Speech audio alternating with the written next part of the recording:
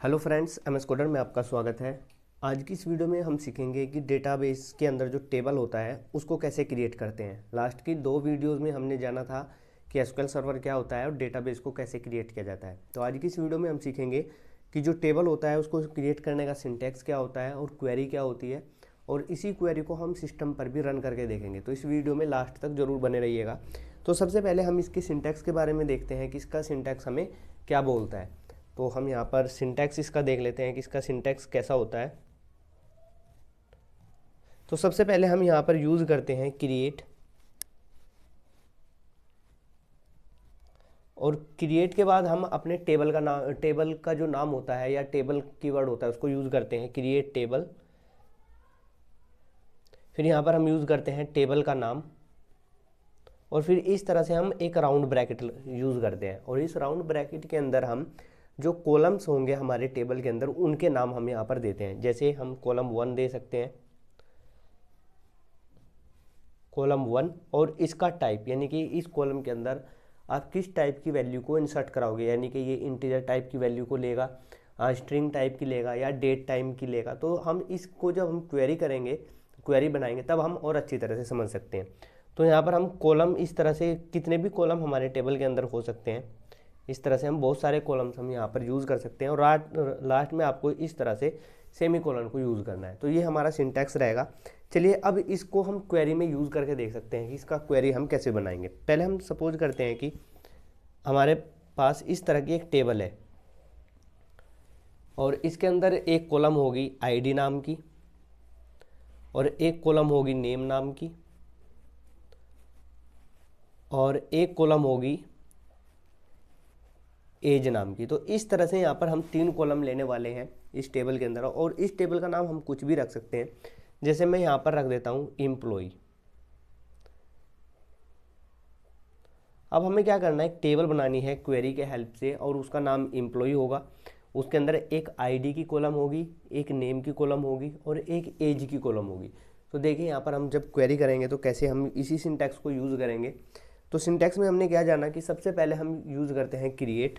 यहाँ पर ये जो क्रिएट यूज़ किया हुआ है, तो यहाँ पर हम यूज़ करते हैं क्रिएट।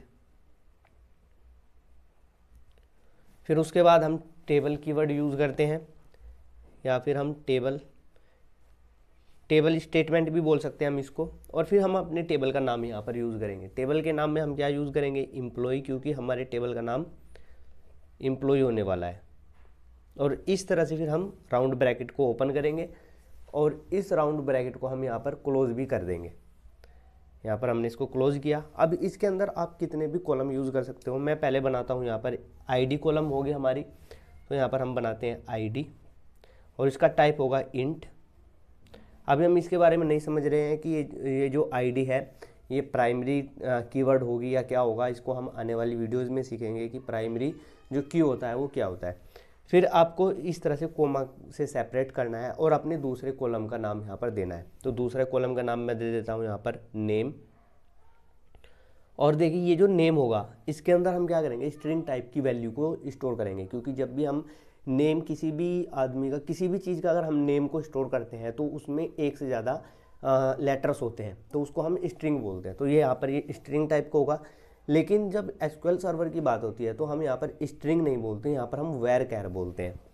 तो यहाँ पर मैं इस तरह से टाइप करूँगा वेर कैर, और इसका एक राउंड ब्रैकेट होता है। इसके अंदर आपको बताना होता है कि इस नेम के अंदर जो आप नेम को स्टोर करोगे उसमें कितने कैरेक्टर्स होंगे, कितने लेटर्स होंगे। तो मैं बता देता हूँ यहाँ पर 100, कि यहाँ पर इसके अंदर जो नेम हम स्टोर करेंगे उसमें कम से कम 100 क्या होंगे, लेटर्स होंगे। फिर यहाँ पर आपको क्या करना है, कोमा से सेपरेट करना है, और फिर यहाँ पर लास्ट में आपको टाइप करना है एज, और इसका टाइप आपको बताना है। तो एज में हम हमेशा नंबर स्टोर करते हैं, तो इसका टाइप क्या होगा, इंट होगा। तो इस तरह से हम टेबल को क्रिएट करते हैं। क्रिएट करने की क्वेरी बड़ी ही सिंपल है, क्रिएट टेबल, फिर टेबल का नाम, और उसके राउंड ब्रैकेट के अंदर आपको स्टोर करने होंगे कॉलम विद डेटा टाइप्स, कि इस कॉलम के अंदर जो वैल्यू आएगी वो किस टाइप की होगी। और चलिए अब हम इसी क्वेरी को सिस्टम पर भी रन करके देख लेते हैं। हम आ गए हैं अपने सिस्टम की स्क्रीन पर, और यहाँ पर जो माइक्रोसॉफ्ट का जो एसक्यूएल सर्वर का मैनेजमेंट स्टूडियो है उसको यहाँ पर हमने ओपन कर लिया है। और लास्ट की वीडियो में हमने देखा था डेटाबेस को क्रिएट किया था, तो अभी अगर मैं इस डेटाबेस को एक्सपेंड करूँ तो यहाँ पर आपको सेकंड नंबर पर दिखाई दे जाएगा टेबल्स। तो इसको अगर मैं यहाँ पर एक्सपेंड करूँ तो यहाँ पर फिलहाल अभी आपको कोई भी टेबल देखने को नहीं मिलेगा। तो चलिए हम क्या करते हैं, जो अभी अभी हमने देखा था कि टेबल को क्रिएट करने की क्वेरी कौन सी होती है उसको हम यहाँ पर रन करते हैं। तो यहाँ पर न्यू क्वेरी के ऊपर आपको प्रेस करना है। जैसे ही प्रेस करोगे तो यहाँ पर इस तरह से एक विंडो ओपन हो जाएगी। तो यहाँ पर टाइप करते हैं हम क्रिएट टेबल, और टेबल का नाम हम कुछ भी ले सकते हैं। मैं यहाँ पर टाइप कर देता हूँ EMP।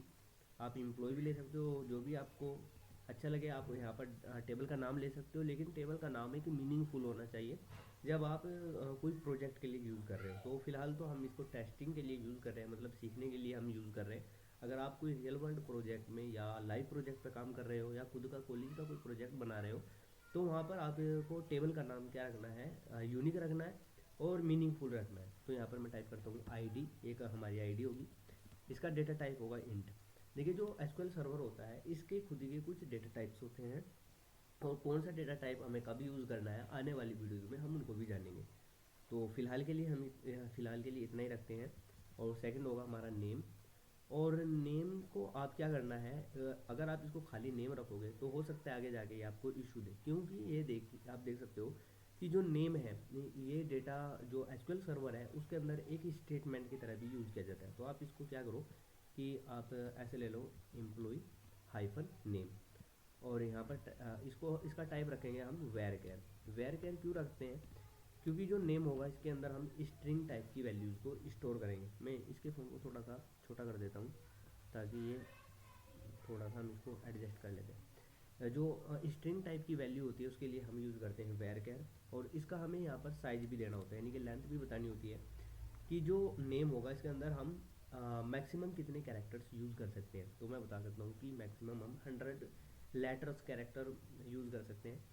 और एक हम ले लेते हैं यहाँ पर एज, इसका टाइप क्या होगा, इंट होगा। और लास्ट में हम यहाँ पर इस तरह से जो ये ब्रैकेट हमने ओपन किया था इसको क्लोज भी करना होता है, और लास्ट में सेमीकोलन भी आप यूज़ कर लीजिएगा। अगर आप सेमीकोलन यूज़ नहीं करते हो तो भी कोई इशू नहीं है, क्योंकि हमारी ये एक वन लाइन क्वेरी स्टेटमेंट है। अगर आप बहुत ही कॉम्प्लिकेटेड या बहुत कॉम्प्लेक्स क्वेरीज है आपकी, बहुत लेंदी है, तो तब वहाँ पर आपको सेमीकोलन का ध्यान रखना चाहिए। अब मैं क्या करता हूँ, यहाँ पर एग्जीक्यूट का जो बटन है इसके ऊपर मैं प्रेस करता हूँ। तो जैसे ही मैंने बटन के ऊपर प्रेस किया तो अब आप देख सकते हो कमांड्स कंप्लीटेड सक्सेसफुली, यानी कि ये टेबल आपकी क्रिएट हो गई है।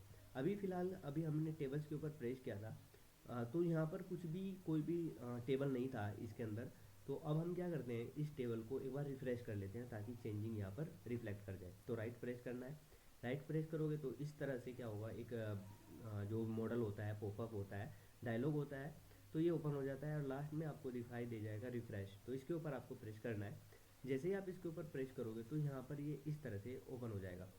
तो हम इस तो आप देख सकते हो कि यहाँ पर हम इस टेबल्स को हमने रिफ्रेश भी कर लिया है, एक्सपेंड भी कर लिया है, लेकिन ये जो EMP नाम की टेबल जो फिलहाल हमने क्रिएट की थी ये यहाँ पर कहीं पर भी दिखाई नहीं दे रही है। तो ये क्यों नहीं दिखाई दे रही है, इसका एक रीज़न है।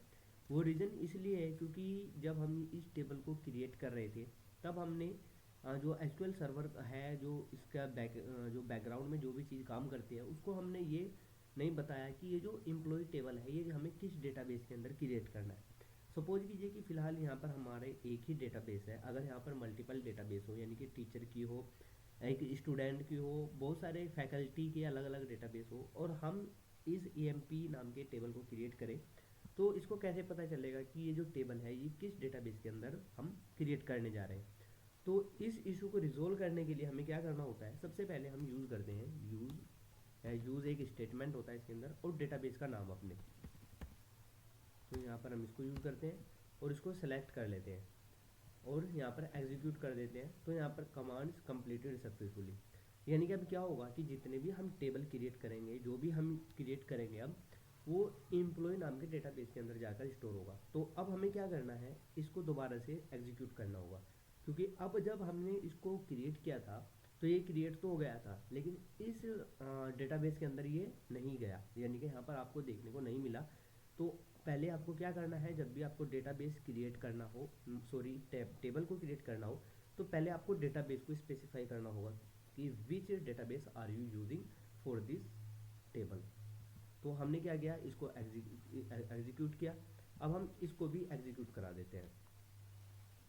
अब दोबारा से हम क्या करते हैं, एग्जीक्यूट बटन के ऊपर प्रेस करते हैं, तो कमांड्स कंप्लीटेड सक्सेसफुली। अब हम यहाँ पर आते हैं और इसको हम रिफ्रेश कर लेते हैं।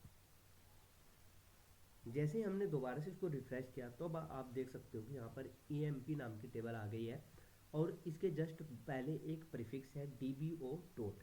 ये जो होता है, ये बाय डिफ़ॉल्ट आप जो भी टेबल क्रिएट करते हो उसके साथ ये प्रीफिक्स क्या होता है, आकर इसमें इंसर्ट हो जाता है, जो टेबल के बाय डिफ़ॉल्ट ये यूज़ करता है।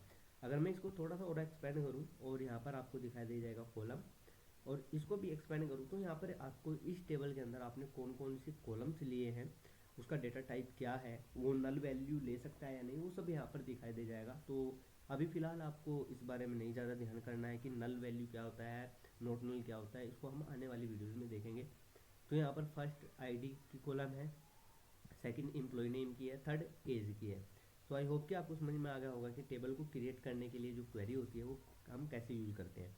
तो आज की इस वीडियो में सिर्फ इतना ही रखते हैं। अगर ये वीडियो आपको हेल्पफुल लगी हो, इस वीडियो से आपने कुछ नया सीखा हो, तो इस वीडियो को लाइक करके इस चैनल को ज़रूर सब्सक्राइब कर लीजिएगा। Thanks for watching.